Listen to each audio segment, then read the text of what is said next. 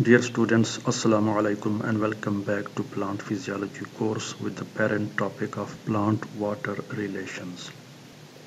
In the previous video, we discussed something more about osmosis, the chemical potential difference, and what happens to chemical potential difference when a solute is added to a solvent, and that how we can stop osmosis from proceeding or from going on.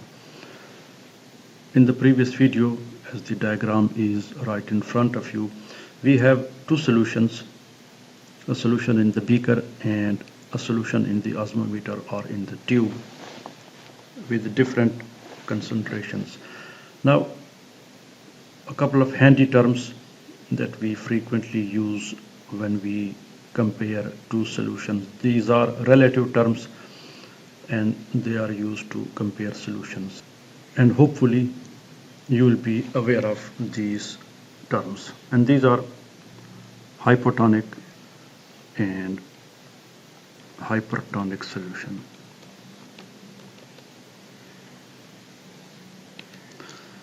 As the two terms indicate their prefix, they are hypo and hyper. So hypo below or lower than, and hypo above or more than. So the next term is tonic, which is tonicity. Tonicity is basically the measure of gradient because of which osmosis might take place. That is, tonicity determines whether the osmosis, for example, we have again two containers with two different solutions separated by a semi-permeable membrane. So tonicity determines that what will be the direction of osmosis, whether osmosis will continue from the beaker inside the osmometer or it will be the other way around. And since it depends upon the concentration or the quantity of the solute of the two solutions, so tonicity, in other words, is a measure of concentration of solute. So instead of describing it in terms of osmosis, we can say that tonicity describes the concentration of the solute. So hypotonic and hypertonic, since they are relative terms and they make sense only when we compare two solutions. And if there are no solutions to compare, then obviously we cannot say that this solution is a hypotonic or hypertonic. Here is the definition of the tonicity, and it has been taken from Wikipedia. So it is the measure of effective osmotic pressure gradient. It is a measure of effective osmotic pressure gradient. That is the water potential of the solution, two solutions which is separated by a semi-permeable membrane. Since we haven't yet discussed water potential, or tonicity is the relative concentration of the solutes dissolved in solution, and obviously this gradient or this relative concentration determines the direction of diffusion, extent of diffusion. What will be the direction of the diffusion? So hypotonic and hypertonic. If we have two solutions, say in beaker A and there is another beaker B, and we have solutions in both the beakers. Say this is a solution of 10% NaCl, and in the other beaker we have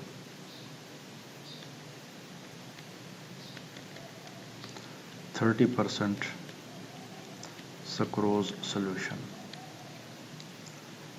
Now, as far as these two terms are concerned, hypotonic and hypertonic, so we can clearly see that the concentration of solute is greater in solution B as compared to solution A. So solution A is hypotonic with reference to solution B, and solution B is hypertonic with reference to solution A, because it has greater tonicity or the concentration of solute. Similarly, if we place another beaker, and this is say beaker C, this is beaker C, and it contains another solution, say it is NaCl,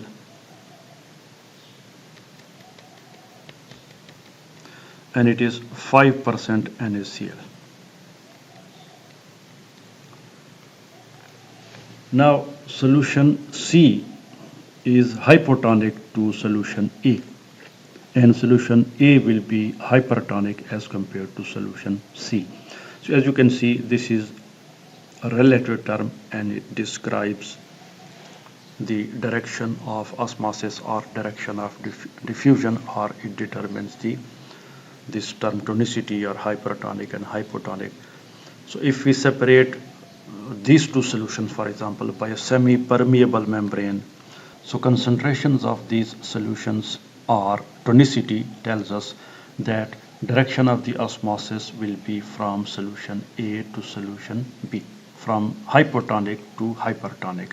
Now hypertonic solution has greater amount of solute, so its chemical potential or chemical potential of the water will be lower as compared to solution A, which has low concentration of solute. So hypotonic, in other words, hypotonic solution means higher chemical potential and hypertonic solution means lower chemical potential. And we know that osmosis takes place from higher chemical potential to lower chemical potential. And similarly, if we separate these two solutions, as you have just seen, that in the first case the diffusion or the direction of osmosis was from solution A to solution B. But if we separate these two solutions, solution A and C, now it will be a different scenario, a different situation, as water will diffuse or osmosis will take place from solution C to A, because now C solution or the solution in the beaker C is hypotonic, has more chemical potential as compared to solution A. So this was something about hypertonic, hypotonic and tonicity of the solution. And now something about differences between osmosis and diffusion. So what's the difference between diffusion and osmosis? Or you may be asked that please compare and contrast diffusion and osmosis.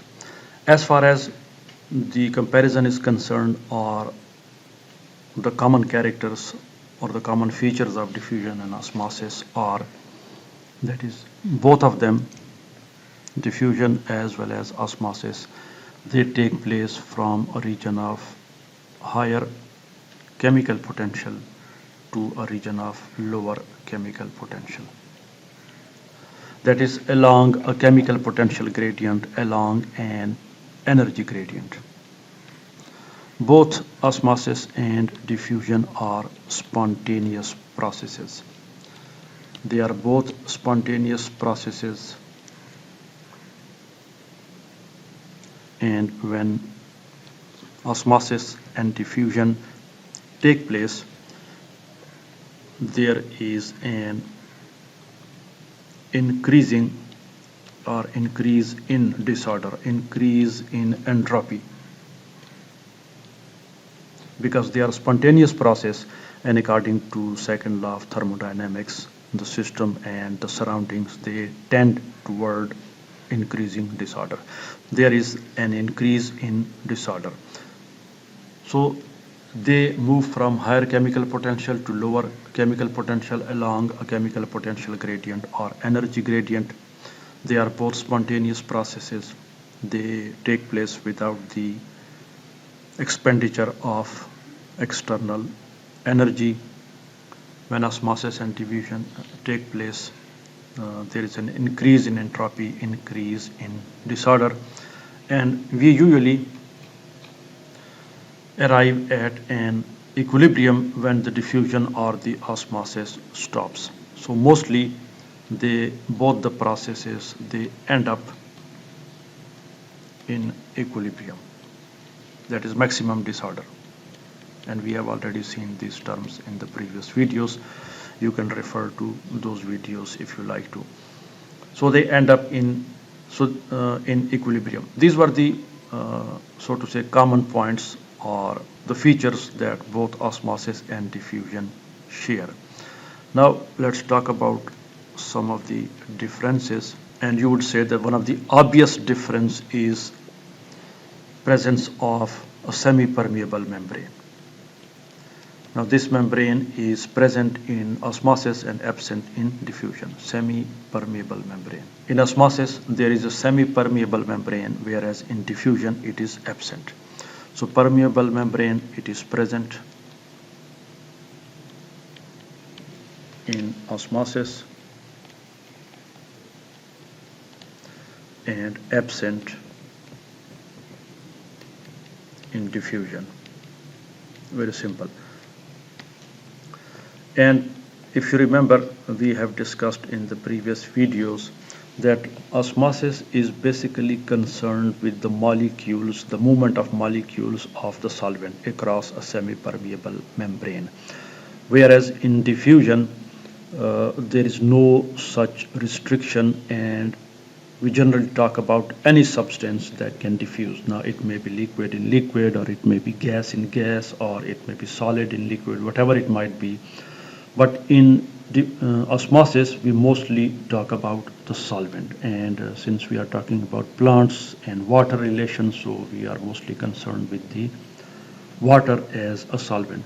So the next difference might be the movement of the molecules. What kind of molecules move? So in diffusion, we have no restriction as far as the diffusing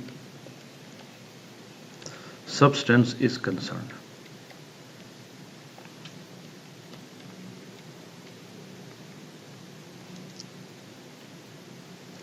So it can be anything, as I just said. But in case of osmosis, mostly diffusion of solvent molecule, and in this case water molecules is considered. So whenever we talk about osmosis, we talk about the solvent molecules that are moving across a semi-permeable membrane according to their chemical potential difference in free energy or the energy gradient. So these are two basic or major differences between osmosis and diffusion, and these were the common points that we have just seen, that they both the molecules in both cases, they move from a higher chemical potential to a lower chemical potential. They are spontaneous processes, and when they take place, there is an increase in disorder, and mostly they end up in equilibrium, that is a highest disorder, or when entropy reaches at its maximum. And this was the difference. So this video was something, a few terms related to osmosis and diffusion, that is hypotonic and hypertonic solution, and then the differences between osmosis and diffusion. So more about osmosis and more concepts in the next videos. Thanks for watching, and see you in the next video.